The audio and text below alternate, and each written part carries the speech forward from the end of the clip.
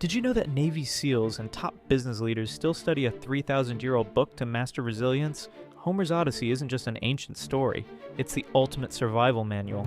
When Odysseus faces the sirens, he doesn't rely on willpower. He removes the option entirely by plugging his crew's ears and tying himself to the mast.